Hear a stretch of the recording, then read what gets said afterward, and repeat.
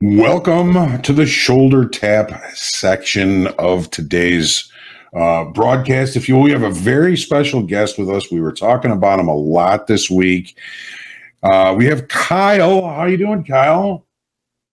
So guys, I'm pretty good. Yeah, you're a very calm guy for having such a big week. So Kyle is actually from Chicago. He's a Chicago guy.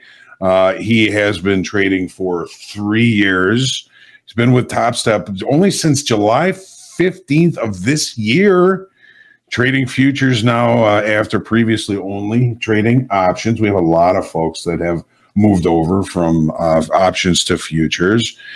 He enjoys gaming, snowboarding, and Muay Thai. Did I pronounce that correctly, Kyle? Muay Thai? Yeah, sure. All right. And as of the end of the day yesterday, Kyle's live funded account balance was $66,712. Winning trades of what is it? 99%. So he's got 299 out of 301 trades were winners. 10 trading days recorded in the live funded account with a single day P&L. That was this week. I think it was probably on Tuesday or Wednesday. 60 grand, $6,595.36 on that was this week on October 17th.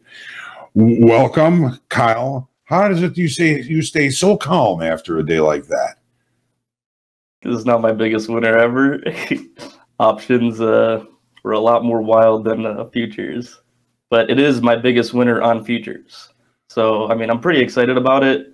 Yeah, I mean, just staying calm is key to trading, right? I mean, at one point, I think I went like negative like 5 or 10 grand. I already had some profit because of stop losses at Sure. 3K. But, I just sat there, analyzed the charts, watch the levels, and just staying calm. You know what I mean? Don't panic sell, stuff like that. I mean, I think it's key.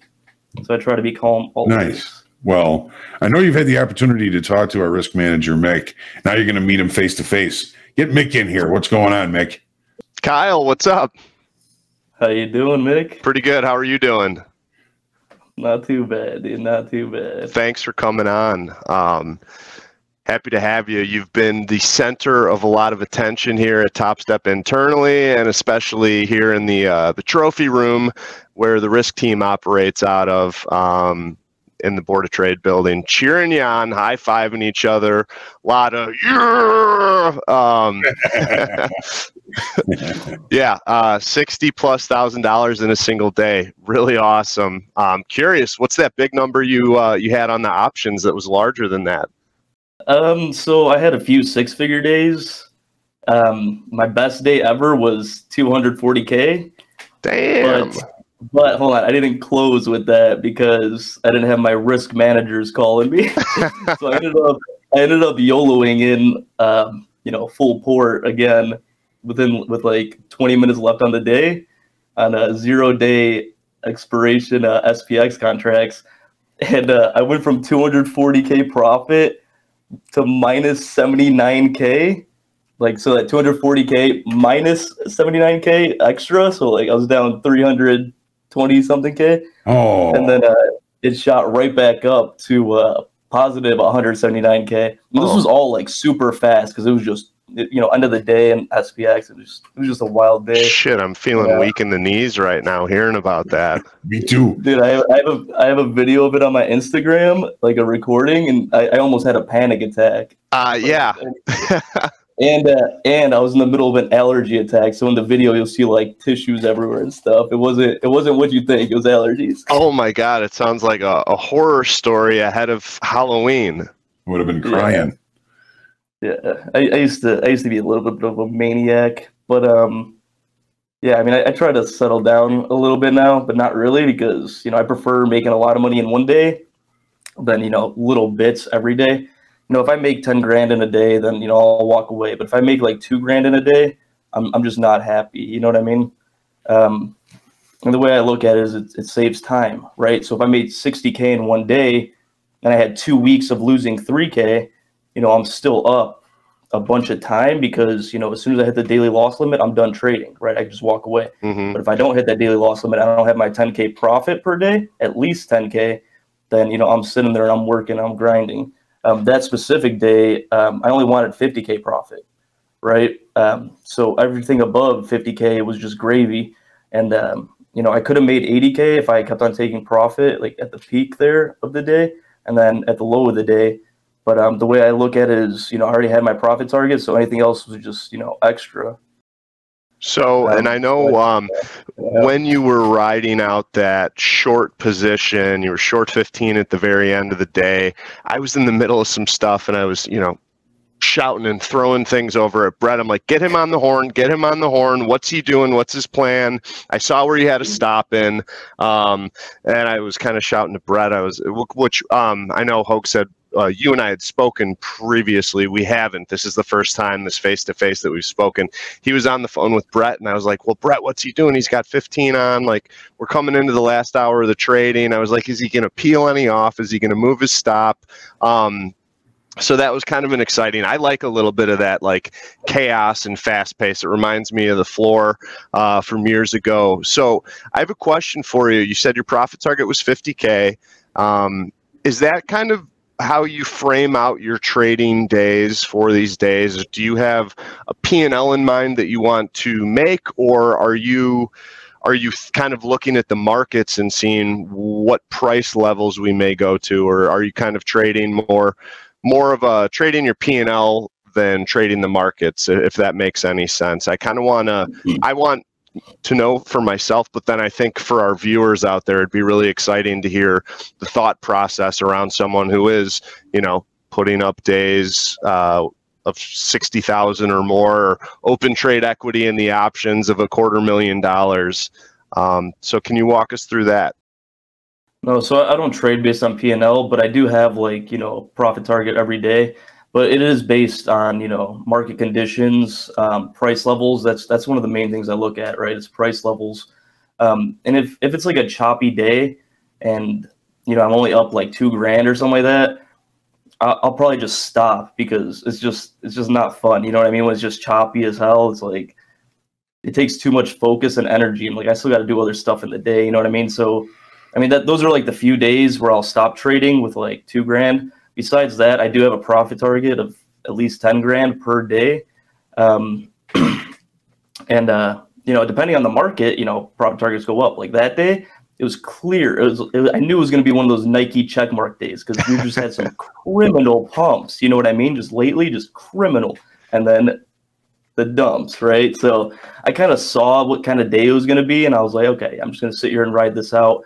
Then when I was up like about 20K-ish, I was like, you know what, like, today's the day I'm going to make a shitload of money. You know what I mean? Like, I kind of like, because, you know, once you're trading for this long, you can kind of tell, like, you know, halfway through the day, a few hours in, you're like, okay, it's going to be this type of day. Oh, you know yeah. what I mean? I know exactly what you mean. It's kind of like, you know, hey, I got the tiger by the tail today.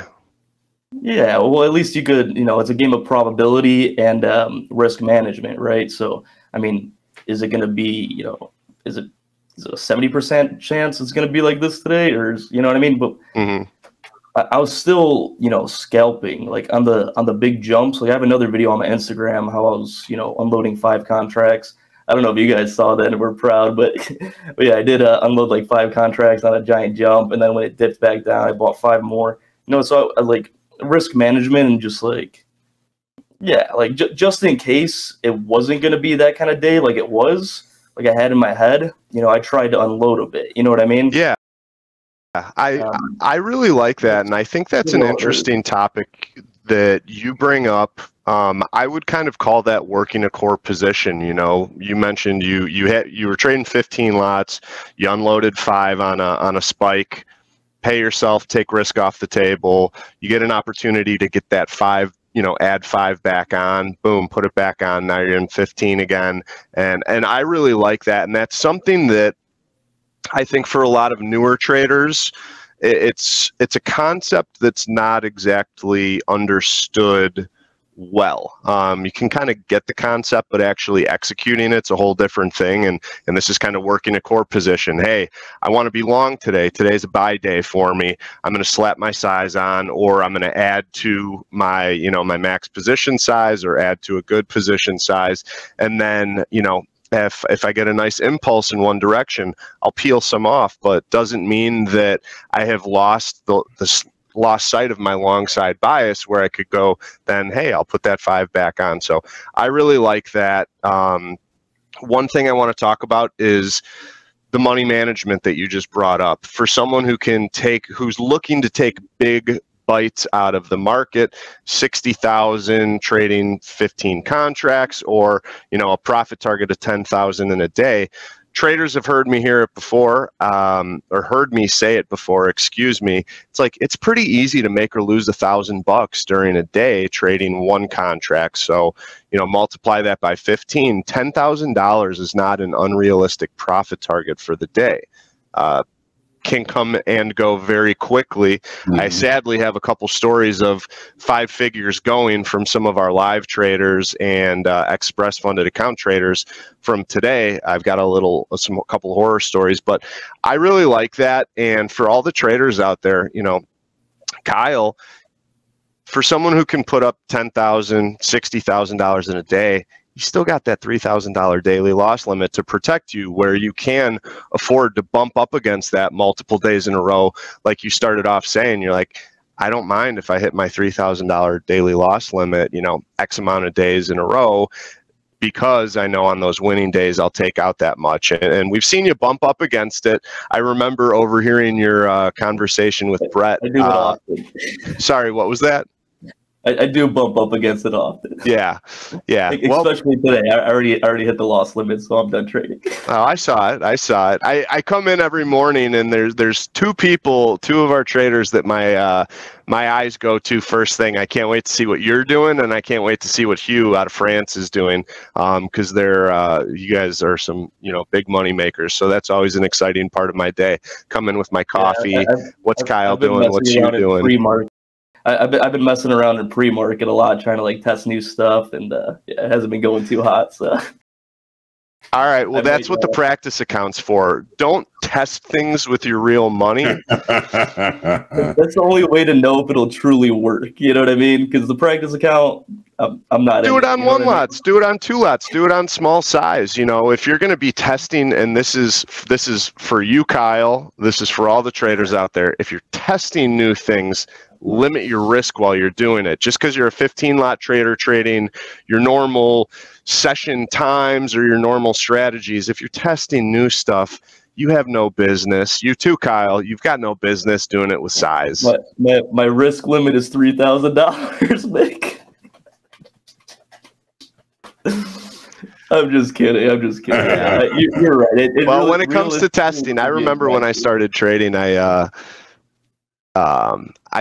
my dad had been one of my early mentors, and he's been in the business for a long, long time, just like Hogue. I think surprisingly, he's actually got some years on Hogue. But I remember telling him, I put a trade on. He goes, "Why'd you do that?" And I was like, "I was just taking a shot." Crack right in the back of the head. He's like, "You don't take shots in trading." He's like, "You frame things out and have a good reason for doing it." So after that, I kind of stopped taking shots. It was a nice, gentle crack, by the way. No abuse or anything like that. That's good. I've taken a few of those cracks myself. Self-inflicted, or do you have someone that do you have a trading buddy? Do you have a mentor? Is there anybody that you've worked on your progression and education and experience within the business? Yeah, I bought a bunch of courses. I'm in a few groups. I tend not to listen to anyone else because I just prefer to go with my own instinct. And I'm on this world trip right now. I'm going I went to Bali, Thailand. I'm in Poland right now. Yeah, I heard you were going to be in Poland for an undisclosed amount of time, which I was a little envious about. Yeah, we'll see. I don't plan on going back to the U.S. for quite some time, but we'll see what happens. But I'm trying to get in touch with my intuition because I feel like that plays a huge role. We'll see some movement in the market, giant momentum, and the market is trying to make you lose money. It wants to take your money. So you got to use your intuition and a little bit of psychology to determine, is this a fake out? You know what I mean? Because, we'll get a giant spike up and then crash right down, break the levels, break all the support below, and just completely annihilate someone's portfolio. That's happened to me before. I've lost, 100 G's in one day because, that giant spike. I was like, oh, it's a bull trend. You know what I mean? Mm-hmm. So I jump in, then, they just want to take your money. So, I like to think that, intuition, market psychology, and then market sentiment are like one of the most important things, especially if you want to make a lot of money in one day. You're not going to make a lot of money in chop. You got to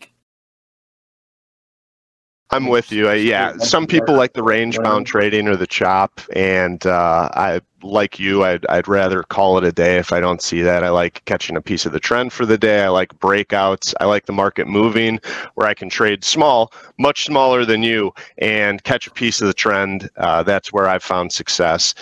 I have a question, and for you, Kyle. And again, this is for our viewers. I think it's something interesting because I'm sure everybody out here watching and listening to you is probably thinking about, hey, making that kind of money or having that kind of open trade equity is somewhere that they want to be someday. So for someone like yourself, who's a big swinger, who takes big risk, can receive big rewards, what is your long-term outlook for being a participant, a speculator in this business? And do you have any concerns over, with the amount of risk you take, potentially putting yourself in a bad position and a bad financial position where you might, be putting your career in this business at risk? Is that something you think about? Is that something you've ever had any run-ins with? Kind of like what's your stance on longevity in this business, being a large risk taker that you are? Yeah, I mean, I've been trading for 3 years. Still not knocked out yet, right? That's a good track record too, by the way. That's not a short career in futures trading. Well, in futures trading, I've only been trading for since July. I never traded futures before this. Before I came with you guys, I did a little bit of trade of eight trading, but I think it was around the same time I started with you guys. But yeah, as for my career, if I get on a bad streak, I'm talking 2-3 weeks of just everyday losses, I'll stop for a little bit. You know what I mean? Kind of regain mental clarity, because if I'm losing nonstop for 2 to 3 weeks every single day, then there's something wrong with my head. You know what I mean? Mm-hmm. Which has happened to me before. I broke up with my girlfriend a while back, and for 3 straight weeks, I was just losing thousands and thousands and hundreds of thousands of dollars, actually. And, I took a break, got back into it, and, I'm still up quite a bit on the year. You know what I mean? Mm-hmm. So, I mean, it's not like I'm just YOLOing every trade all the time. You know what I mean? But I am trying to, make real money. I own a few companies, right? So it's not like I'm hurting for money. This is my Lambo and Bugatti money. You know what I mean? So I want to go big or go home. You know what I mean? If I'm going to spend time on something, it needs to pay me. You know what I mean? Yeah. Or I'll take a $3,000 loss. You know what I mean? But if it does get out of hand, I'll cut myself off. And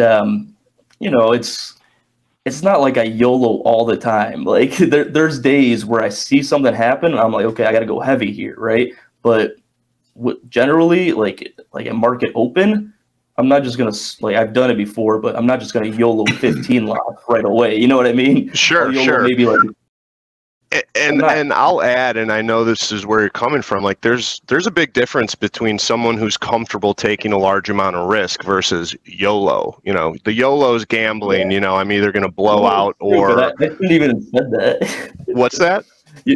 I shouldn't even said YOLO. It's not yeah. Well, I'm trying to tell the viewers, I know you're not YOLOing, and you're kind of framing out how you're not doing that. You can be a big risk taker like Kyle without YOLOing. Again, he's putting up big numbers on his winning days and limiting it to 3,000, which is with three grand's a lot of money, but all things considered, it's a small percentage of what you're able to take out in the markets. So the money management is there.